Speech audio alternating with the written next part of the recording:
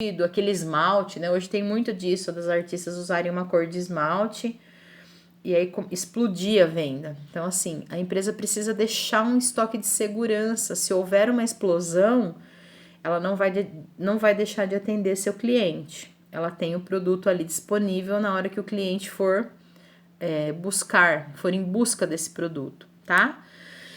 O volume, ó. Planejamento de volume. Nossa, é difícil isso, né? É bem difícil a gente fazer planejamento de volume de estoque. Nós precisamos trabalhar com informações passadas, informações que a gente já teve anteriormente, cenários antigos, para tentar chegar num volume próximo. Não existe uma fórmula mágica para a gente mensurar estoque. Não tem como a gente ser totalmente, né, certeiro ali na quantidade que vai ser vendida, mas a gente consegue ter um planejamento com margens de erro para cima ou para baixo, né? Mas a gente consegue, tá? Então vamos ver.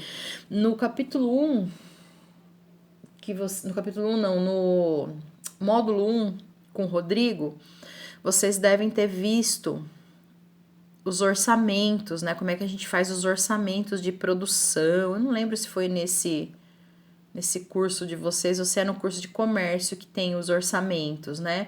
Como é que a gente orça, como é que a gente faz planejamento de produção para compra e tudo mais. Então tem a ver com isso aqui, tá? O seu Pedro, né? O que aconteceu? Ele providenciou um estoque verde e amarelo muito grande, né? Se ele não providenciasse e o Brasil chegasse ao, né, aquele põe ao hexacampeonato até, por outro lado, se ele não tivesse comprado os produtos, né, e o Brasil tivesse permanecido na Copa do Mundo até o final, ele teria deixado de vender. Aí, por outro lado, ele acabou comprando muito, só que o Brasil foi desclassificado e ele acabou deixando de vender, né? Ele tinha o produto, mas não vendeu. Então, é bem complicado mesmo essa situação. Quais são os desafios, né, para a gente manter um estoque? Então, ó, para evitar os extremos, existem alguns métodos que ajudam a definir o nível ideal de estoque e procuram responder a 3 grandes desafios. Quais são os materiais que eu preciso manter em estoque? Eu tenho uma lista de materiais e de produtos na minha empresa. Quais eu preciso manter numa quantidade X e quais talvez eu não precise manter tanto assim? Quais são essa é pior, eu acho. Quais são as quantidades de cada material que deve ser comprado, né? Quanto eu preciso comprar? A que nível mínimo se deve chegar no volume de estoque de cada material para fazer um novo pedido? Então, assim, como é que eu vou saber em que momento eu tenho que comprar de novo, né? Cheguei na quantidade X, essa é a hora de comprar ou eu espero mais um pouco? Então, é bem difícil, tá? Aqui, ele passa pra gente alguns métodos, né? Que aqui o primeiro método é o método do consumo do último período, onde a empresa se baseia na última movimentação, né? Na última saídas dele ali, para poder fazer a compra. É o mais simples de todos, né? Então eu vou verificar o volume que eu consumi no período anterior.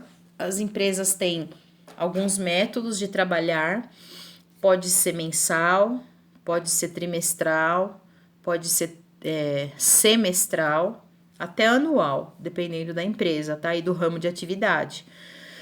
Então, isso é uma particularidade de cada empresa. Então, ela tem ali uma estratégia de período que ela vai avaliar e aí ela vai se basear na última compra e vai repetir. Então, se o mês passado eu vendi 1.000 peças, se eu trabalho com critério mensal, nesse mês eu vou comprar 1.000 peças. E aí, se esse mês eu acabei vendendo 900, no mês que vem eu vou comprar 900. Só para vocês entenderem mais ou menos como funciona. Que mais? Se a empresa estiver num período de crescimento de vendas ou de produção, é comum que compre uma quantidade maior do que a do período anterior, já prevendo o crescimento de vendas do período seguinte e também as questões de sazonalidade. Então, de repente ela está numa situação de crescimento. Então, ela vai colocar ali, computar, fazer os cálculos de quanto a empresa cresce em média e ela vai agregar isso nas últimas compras. Ah, minha empresa está crescendo 3%, né? Faz uma análise e eu vou então aumentar em 3% a compra, né? E também questão de sazonalidade. O que é isso, gente? Vocês lembram desse termo, né?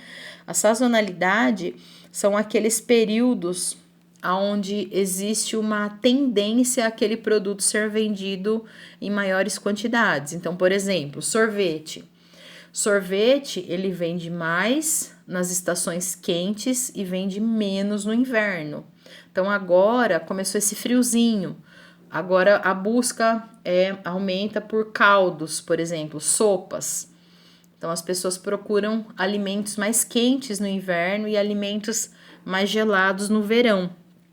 Sazonalidade ali do ovo de Páscoa, né? Ninguém compra ovo de Páscoa em dezembro. A pessoa vai comprar o ovo de Páscoa na época da Páscoa. Então, essas são essas questões de sazonalidade, tá? Ele coloca aqui um exemplo, ó. O Marcelo trabalha numa loja de ferragem e a demanda dele é muito estável, ou seja, mês a mês as vendas dele são muito parecidas, tá? Então, por isso, cada início de mês ele faz exatamente o mesmo pedido para os fornecedores. E eles vão entregar para ele 15 dias depois que ele pediu. Então, ele já tem um planejamento e ele já tem uma rotina de pedidos que ele faz, porque ele já conhece a estabilidade de vendas do seu negócio. Já o Elias, ele trabalha numa loja de sorvetes, olha lá. Está chegando o verão. Então, no mês de novembro, as vendas aumentaram de 200 para 300 litros.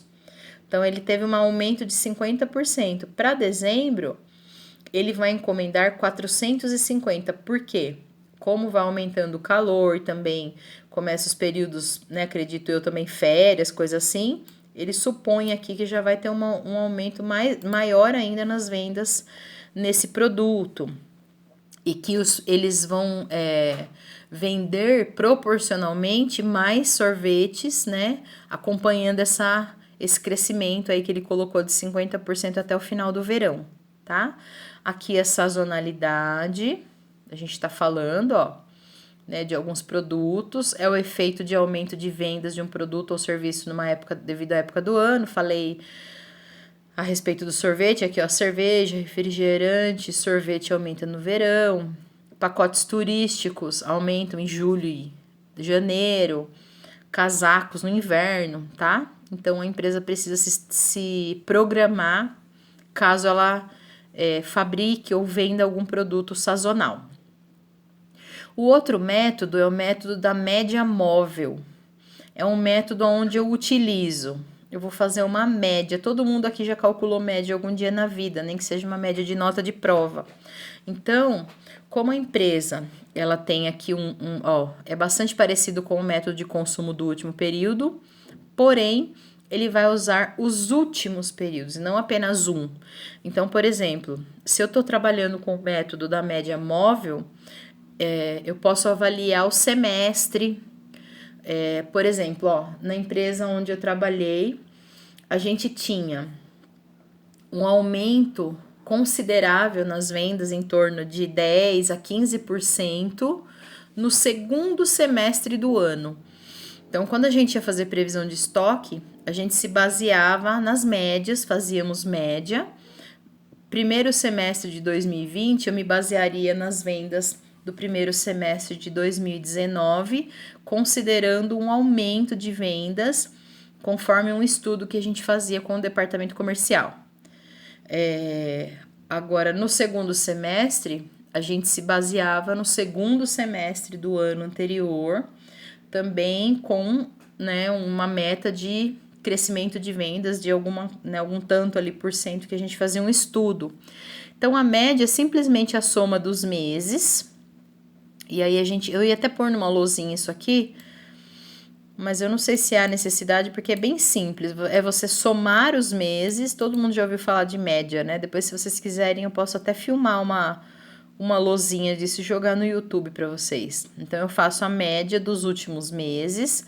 Quantos períodos eu estou avaliando? 5 períodos. E aí eu vou dividir. Então, em média, né, eu preciso de 10 mil, eu vendi 10.280 unidades no último período. Então, eu vou me basear para adquirir estoques em cima deste valor aqui, de 10.280 unidades, tá? A média ponderada, ela coloca peso. Sabe quando a professora fazia... a prova tem peso 2, o trabalho tem peso 1. É isso, é a mesma metodologia de cálculo. Ele é um pouco mais complexo e você dá peso para os períodos conforme você entende que aquele período impacta mais na sua realidade. Então, se eu tenho em março, todo ano em março eu tenho um aumento de vendas, ou eu tenho um valor determinado ali que eu considero importante para mim, muito importante na decisão de compra do meu estoque, na decisão das quantidades, eu dou um peso maior para ele. Ou se eu trabalho mais com os números mais recentes, eu acho que é mais viável e é mais próximo da minha realidade os números mais recentes, eu dou um peso maior para os números mais recentes, para os últimos meses, eu dou um peso maior para os meses mais recentes e dou um peso menor para os meses antigos. Então, se eu estou trabalhando com um primeiro semestre de 2020 para fazer minha compra, eu vou dar um peso menor em janeiro, em fevereiro, e vou dar um peso maior em abril, maio, junho, que são os meses mais atuais, tá? E aí, é aquilo que a gente faz uma continha normal, mesmo sistema dessa média aqui, só que eu tô botando peso. Aqui não tem peso, ó. Todo mundo tem o mesmo valor, eu só vou somar e dividir pela quantidade de períodos. Aqui eu já tô atribuindo pesos, importância, grau de importância. Então, no mês 3, eu considero ele muito importante, porque foi tipo o mês passado, né? O mês mais recente. Então, para ele eu dei um peso 3, tá? Então, eu faço essa multiplicação dos pesos. O mês de janeiro tá longe, não tem tanta importância, não impacta tanto na minha quantidade de vendas. Então, peso 1, mês 2, peso 2, mês 3, peso 3. Então, eu multiplico pelos pesos e depois eu faço a divisão pela quantidade de pesos que eu utilizei, tá? Então, eu tenho 3, mais 2, 5, mais 1, 6. É como se eu estivesse computando 6 períodos. Opa, tem mais aqui. Então, eu tenho aqui 4 pesos, eu tenho aqui 5 pesos. Então, eu vou somar o total. Nossa, mas de onde saiu esse 15? Esse 15 saiu da soma dos pesos. 5, com mais 4, 9. Mais 3, 12. Mais 2, 14. Mais 1, 15, tá? Então, é assim que a gente chegou nesse consenso. E fiquei com uma média ali de 10.433 mensal. E eu vou me basear nesse número para fazer a compra do meu estoque, tá bom? Deixa eu só dar uma olhadinha. Agora acho que tá quase finalizando aqui, gente. Vamos lá. Just in time, né? O que é o tal do just in time? A gente ouve bastante falar nesse termo. Esse termo, ele é um termo proveniente aqui, ó, dos japoneses, lá na Toyota, né? Começou... quando a gente estudou as escolas de administração, dentro daquele período, né, o Japão, né, principalmente, ele trouxe muita inovação. E até hoje, né, a gente vê muitas ferramentas vindas do Japão que são utilizadas nas organizações, tá? Então, aqui, ó, vamos lá, vamos dar uma lida nesse texto. A partir de 1950, as indústrias de automóvel europeias e americanas passaram a enfrentar a concorrência das montadoras japonesas, né? Os japoneses que são marcados pela disciplina, pela organização, pela limpeza, né? Tudo isso, tá? E eles trouxeram novos métodos de produção, agregando muito valor a todo o sistema de produção do mundo. Então, o sistema japonês, trouxe grandes avanços e melhorias ao método ocidental. Então, o método oriental do Japão trouxe muitas melhorias para cá, para o nosso lado aqui, né, para o ocidental. O método se desenvolveu inicialmente na fábrica Toyota, né, que é chamado de toyotismo, inclusive, liderado pelo engenheiro Taishi Ono.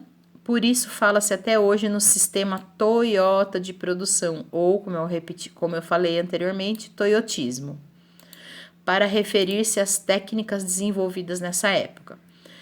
Explicar com detalhes o modelo japonês foge aos objetivos desse curso, mas se vocês fizerem um curso de administração, é uma graduação, vocês vão ver um pouquinho mais detalhado sobre isso, tá?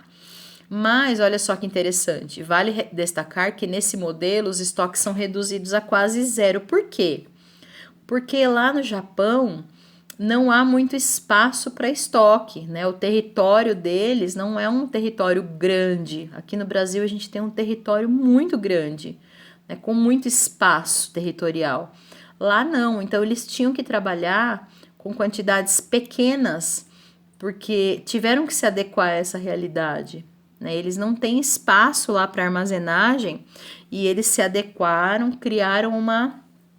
desenvolveram técnicas e métodos para que isso acontecesse lá da melhor forma possível e eles não deixassem de atender os seus clientes, né? A sua produção, tá? Então, assim, os materiais são encomendados ou comprados quando há demanda. Então, assim, se eles tiverem pedido, eles fazem uma organização até para datas de pedido. Enfim, é muito controlado e organizado. Então, quando há demanda e chegam à fábrica no momento em que precisam ser usados, é só nessa hora que eles fazem pedidos, tá?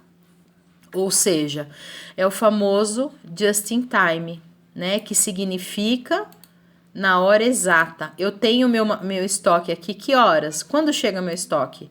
Na hora exata. Na hora que eu preciso do meu estoque, ele tá aqui, tá?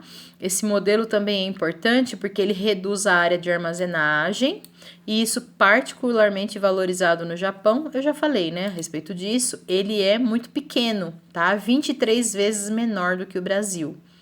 Então, é importante, na verdade, frisar que essa metodologia lá no Japão, ela nasceu pela necessidade que eles tinham, né? E isso depois acabou se aplicando a todo mundo pela questão também do investimento financeiro em estoques, né? Então, realmente foi muito importante em todo mundo, tá? O setor de compras. Aqui, gente, ele vai meio que explicar, né? Eu acho isso aqui um pouquinho desnecessário, né? Mas ele vai explicar qual é o funcionamento do setor de compras de uma empresa. E além disso, isso aqui é genérico, Então, cada empresa vai ter sua estrutura, cada empresa vai ter a sua forma de comprar, a sua forma de os seus processos, né? Os seus procedimentos e tudo mais, tá? Então, aqui, ele dá um exemplo. Isso aqui eu nem vou passar muito para vocês, porque não tem necessidade, vocês podem dar uma lida depois. Então, tem um fluxo de um processo de compra de uma empresa, como eles acreditam que deva funcionar como base. Mas volto a repetir, cada empresa tem a sua estratégia, né, os seus processos, a sua metodologia, tá? Então, ele fala que há primeiro uma ordem de compra, onde a empresa vai detectar uma necessidade, né? Então, tem uma ordem de processos. Depois vai ter uma pesquisa e seleção de fornecedores. Aí eu defino quem vai ser o meu fornecedor, quem vai me vender aquele pedido. E depois eu tenho o controle de recebimento daquele pedido que eu fiz, né? Ver se chegou ok, nas quantidades que eu pedi, com as especificações que eu pedi, no preço que eu pedi, com o prazo de pagamento que eu pedi, tá? Esse é um ciclo, né, o ciclo de compras que você acabou de conhecer vem sendo compreendido como algo muito abrangente, muito mais abrangente. Isso aqui é o que a gente chama de cadeia de suprimentos, tá? É uma visão diferenciada de como era antigamente. Hoje, a gente vê os nossos fornecedores como parceiros e não mais num relacionamento de competição como era há alguns anos atrás, né? Aquela visão. Ainda existem empresas que têm essa visão. Ah, eu faço o favor de comprar de você. Então você tem que me servir, você tem que me atender como eu quero, na hora que eu quero. Tem muitas empresas que ainda têm essa visão, né? Mas na verdade isso não é uma visão saudável de relacionamento entre a empresa e os fornecedores, tá? Então ele fala aqui sobre essa cadeia de suprimentos, que é algo relativamente novo, que começou quando veio a questão da importância da logística há alguns anos atrás, tá? E as empresas têm buscado melhorar esses relacionamentos. Então, ó, tradicionalmente os fornecedores eram encarados como um grupo externo. Então, era um grupo totalmente desvinculado da empresa que comprava. Hoje não. Hoje, muitas empresas, maiores empresas, as grandes empresas, as empresas mais modernas, né? E mais bem colocadas no mercado, têm visto de forma diferente. Vamos lá. Aqui já é o final do capítulo, tá? Então, a gente tem aqui, ó.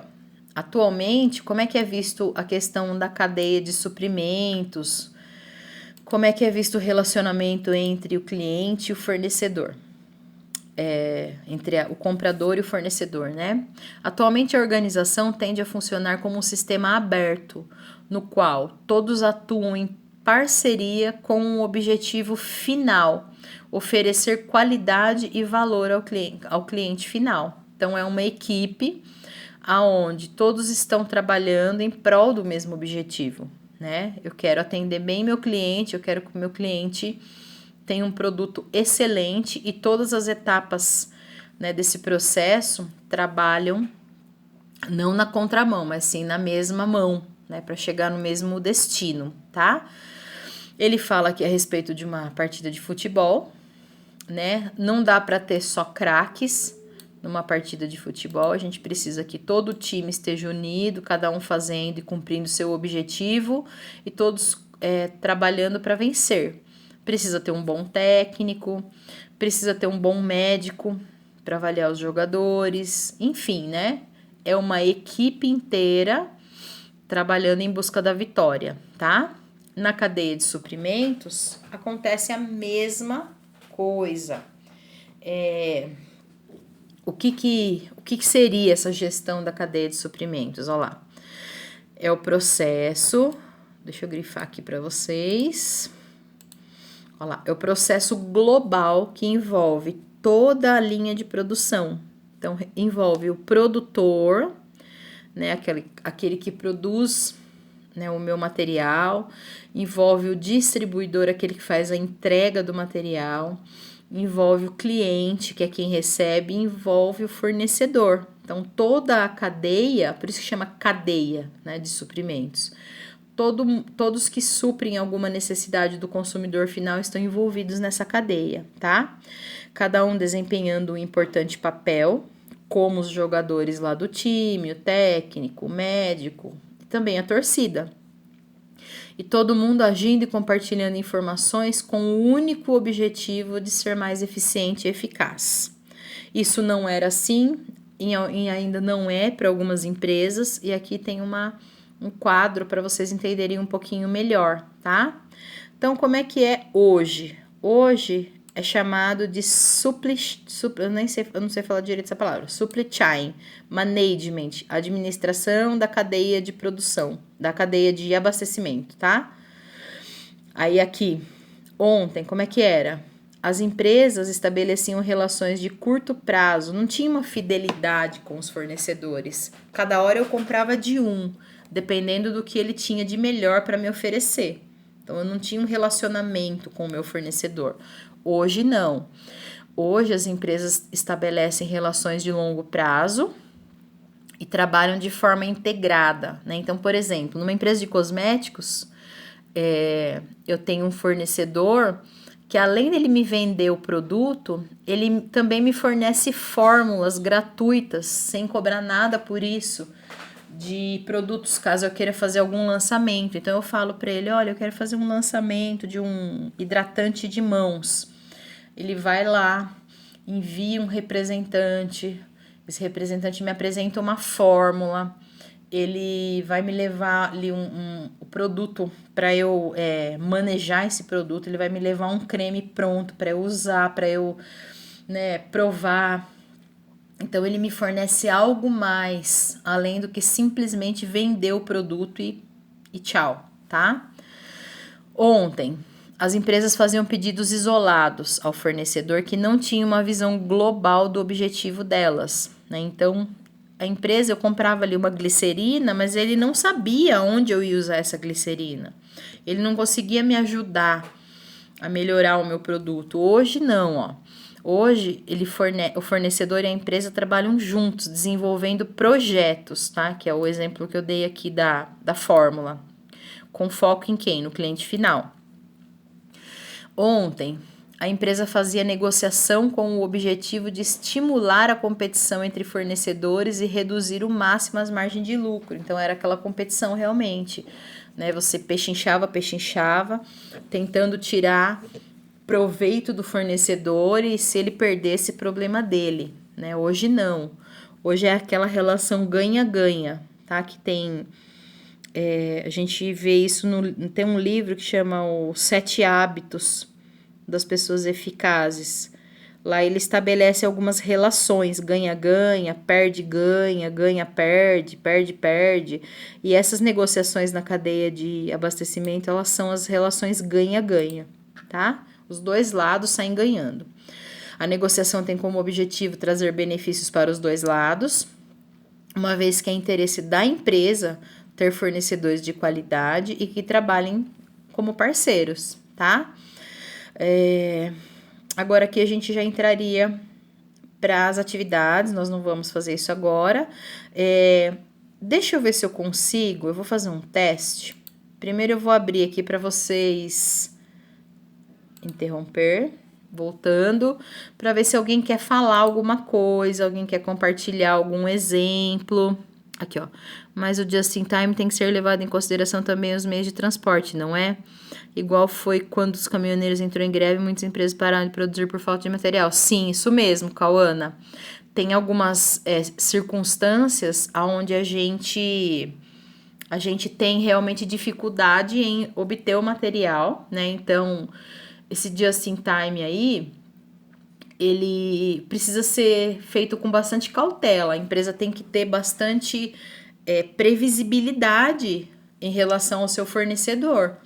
Porque se não for um fornecedor muito confiável, ela pode ficar sem material, né? Então, realmente é bem complicado. Eu vou abrir para ver se alguém quer falar alguma coisa, não sei se vocês querem falar. Eu queria tentar passar o vídeo da Natura, eu não sei se a gente vai conseguir, se o som vai sair para vocês. A gente podia fazer o teste e ver se sai o som. Se não sair, a gente finaliza a aula, tá? Alguém quer falar alguma coisa, algum exemplo?